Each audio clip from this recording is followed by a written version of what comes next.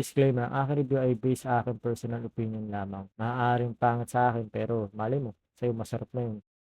Yo, kamusta? Kwento ko lang, no? Alam pa ninyo yung mga kainan sa East Ridge ang Honor Rizal? Sa mga hindi pa nakapunta dito, sumikat ito dahil sa overlooking view ng Metro Manila at sunset. Okay, miss. Miss, medyo tingin ka dito ng kaunti. Once lang. 1, 2, 3. Kaya nagsulputan din ang mga kainan dito. Ito yung mga kainan na napuntahan ko. Coffee Rush, Rapidia, Cabecera, Escalera, Clear Sky Bistro, Pearlis, Hanasaku, AB City, at Tyler's Burger.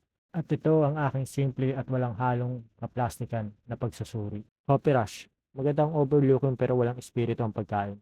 Pero kung mahilig kayo sa live band, meron sila. Rapidia, magandang overlooking pero nothing special sa pagkain nila. Cabecera, magandang overlooking, sobrang tagal ng serving.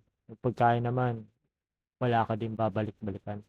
Escalera, mukhang sosyalin, maganda overlooking, pero nothing special din sa pagkain. Clear Sky Bistro, magandang overlooking, mas masarap tumambay dahil konti lang tao dito. Sa pagkain, no comment ako dahil drinks lang in order namin nung pumunta kami. Sa drinks naman, okay lang. Typical na drinks. Pero based sa nakita namin sa order ng iba, mukhang maraming serving nila. Pearlies, magandang overlooking at masarap ang pagkain. Kaya kung naghahanap ka ng masarap na kainan na may magandang overlooking, ito na yun. Marami din serving nila. Hanasaku, walang overlooking pero sila lang yung may isang gipsel.